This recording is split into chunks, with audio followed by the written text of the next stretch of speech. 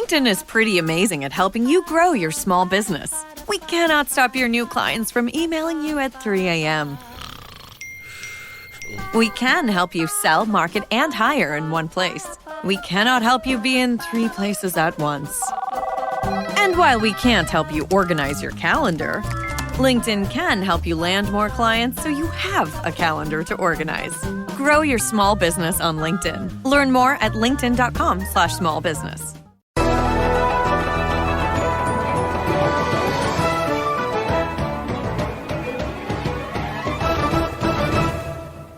Hi, this is Jonathan Marks from Go to Health Media. This is the second video in our series, How Project 2025 Will Affect Healthcare in the United States. Project 2025 is the Presidential Transition Project, the Conservative Promise, compiled by the Heritage Foundation, a conservative think tank. It's an overall plan that will guide a Republican president if elected in 2024. The project is a 920-page document you can download online. Our video series is based on provable facts to help you make your best choice in the November 2024 elections. In future videos, we'll be covering the following topics of the effects of Project 2025 on healthcare: impact on the Affordable Care Act, impact on private insurance, impact on Medicaid, impact on pregnancy coverage and abortion care, impact on public health programs, impact on rural health care, impact on the healthcare system itself. In this video, we highlight 3 topics: the major differences in disease and mortality rates in red states versus blue states, household incomes, Medicaid coverages, and state budgets in red states versus blue states, which affect healthcare coverage, and how economic and lifestyle differences affect health outcomes in red states versus blue states. Why are we covering these topics? Because the effects of Project 2025 will differ based upon where you live, and we want to share those differences. So let's first take a look at the prevalence of selected chronic diseases in selected states to see how red states and blue states differ. In this chart, you'll see disease rates in sample red states, Mississippi, West Virginia, and Alabama, versus sample blue states in California, New York, and Massachusetts. In the red states, diabetes rates are 13 to 15% of the population, whereas in blue states, they are close to 10%. That's 4% higher in red states. Heart disease correspondingly is about 3% higher in red states.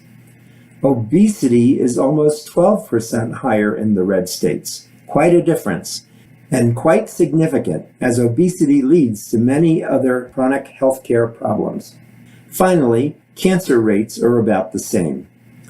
These statistics matter because the health system in each state has responsibilities for helping people with treatments for these diseases. So let's look next at the financial capabilities of red states versus blue states in managing healthcare costs. In this next chart, selected tax revenues, incomes, and health costs per person, we take a look at 5 red states and 5 blue states. You'll see 6 columns. The first column is the selected states. The second column is the state tax revenues. The third column is state population. The fourth column is state tax revenues per person. You'll note that tax revenues per person in the selected red states averages $2,500 per person. In comparison, the selected blue states' average tax revenues is $5,200, which is more than twice as much as the red states. In the fifth column, you'll see health costs per person, which is how much each state spends on healthcare costs per person. You'll note at the bottom that spending per person in the blue states is $2,300 more per person than in the red states, which represents 25% more spending. That's not a surprise when we see that tax revenues are 100% higher in the blue states than the red states. Finally, in the sixth column on the right, you'll see median household incomes by state. You'll see immediately that the red states average $64,000 compared with the blue states that average $82,000. That's an $18,000 difference and can have huge implications for the ability to pay uncovered medical costs. This difference also explains the lower tax revenues in red states as well. So let's take a look next at how these differences manifest themselves in healthcare access, outcomes, funding for public health, and social determinants of health. You'll see in this next chart that in terms of healthcare access, red states have not instituted Medicaid expansion as much as blue states have. In the Affordable Care Act, it was originally required that states provide Medicaid not only to households at the federal poverty level of $30,000 for a family of four, but also to households earning up to $41,400. The Supreme Court ruled that this Medicaid expansion could be voluntary, not mandated at the state level. As of 2024, approximately 50% of red states have adopted the Medicaid expansion, in comparison with almost 100% of blue states having done so. This means higher uninsured rates and less access to preventive and routine care in red states. When we look at health outcomes, we see that red states have higher rates of chronic diseases, such as diabetes, obesity, and heart disease.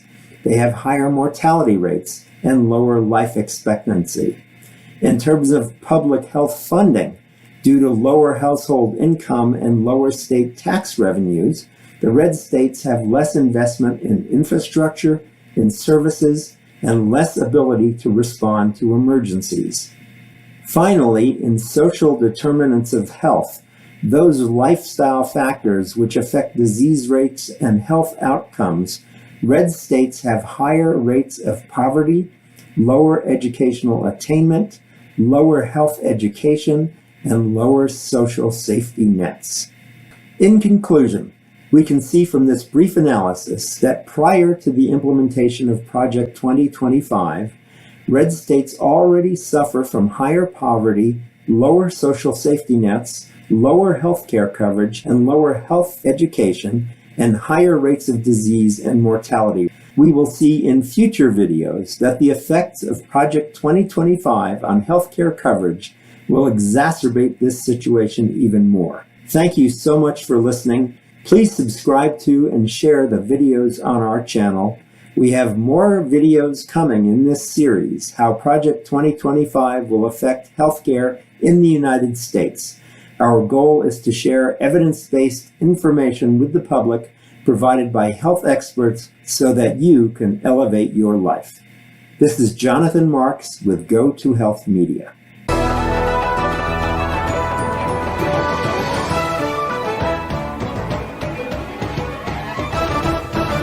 This podcast is sponsored by Talkspace. You know when you're really stressed or not feeling so great about your life or about yourself? Talking to someone who understands can really help. But who is that person? How do you find them? Where do you even start? Talkspace. Talkspace makes it easy to get the support you need. With Talkspace, you can go online, answer a few questions about your preferences, and be matched with a therapist. And because you'll meet your therapist online, you don't have to take time off work or arrange childcare. You'll meet on your schedule, wherever you feel most at ease. If you're depressed, stressed, struggling with a relationship, or if you want some counseling for you and your partner, or just need a little extra one-on-one support, Talkspace is here for you. Plus, Talkspace works with most major insurers, and most insured members have a $0 copay. No insurance? No problem. Now get $80 off of your first month with promo code SPACE80 when you go to Talkspace.com. Match with a licensed therapist today at Talkspace.com. Save $80 with code SPACE80 at Talkspace.com. Struggling with weight loss? Prolon's 5-day fasting mimicking diet is a clinically developed nutrition program designed to promote fat loss while protecting lean body mass. Developed at USC's Longevity Institute, it assists the body in entering a fasting-like state that helps reset metabolism and target visceral fat. In just 5 days, Prolon offers a science-backed approach to weight loss without extreme restriction or guesswork. Get 15% off plus a $40 bonus gift when you subscribe at prolonlife.com/now.